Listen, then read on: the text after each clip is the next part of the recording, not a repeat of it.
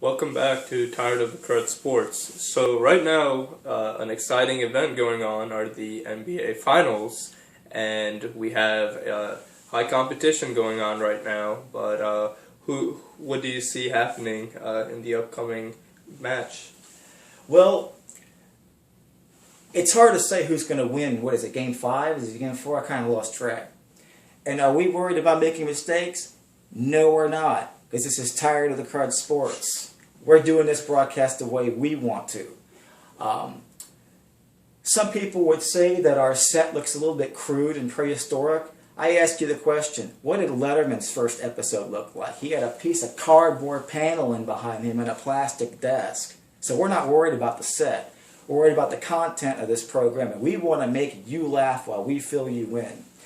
Well, as far as the NBA Finals are concerned, bro, the thing about it was the fact that they gave up on the Cleveland Cavaliers after one game. Now, what happened in that game? I'll tell you what happened. Because we have this obsession with celebrity in this country, and because we have this obsession with stars, I got a question for you. Who made the biggest play in the Super Bowl? It was Malcolm Butler. And he was what? A first-round draft pick from USC? Nope. He was an undrafted free agent from, I don't even know what school he went to.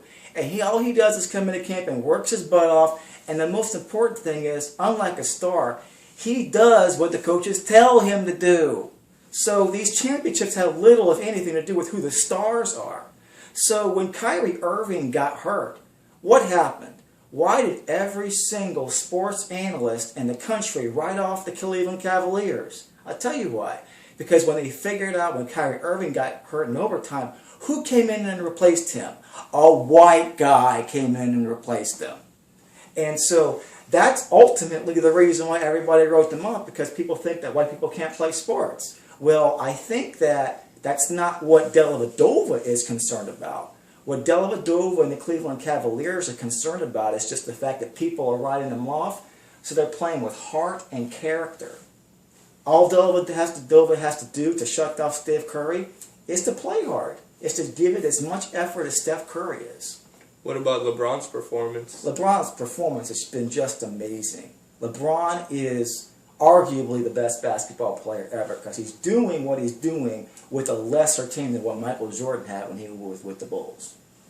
Yeah, with LeBron, I can see him mostly carrying the team. Whenever you look at the points he's scored relative to everyone else on the team, he's usually double from the next person. So Mozgov, for example, has been wonderful. I would say he's actually stepping it up. Definitely. And him and LeBron are definitely leading the team forward. But if you look, excluding the last game, which they lost in pretty badly, you would say that whatever points Mozgov scores, LeBron would have almost double that. Well, let me tell you this. I've got a very analytical mind, and I'll tell you why Golden State won that game by 19 points. Was it because Steph Curry found his stroke again? No. They were trying to set multiple screens to get him open, to get Dellavedova off of his back. I watched the game. All Golden State did to win that game was jack up a bunch of threes. Everybody was shooting threes, and they made all of them. If that doesn't happen in Game 5, is it? Then it's going to be a much tighter game. But forget about all the analysis that you've heard on 99.9 or ESPN or whatever. The reason why Golden State won was because they knew they had to jack up a lot of threes, and that's what they did. And they made like all but one. They maybe missed one or two of them the whole game.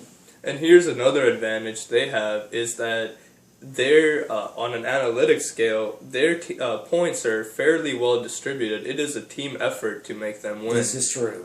With Golden State, you would see the whole team playing as a whole, as you're mentioning with the screens also, very vital part. But the thing is, on LeBron is leading the team, so if he goes down, Cleveland's done.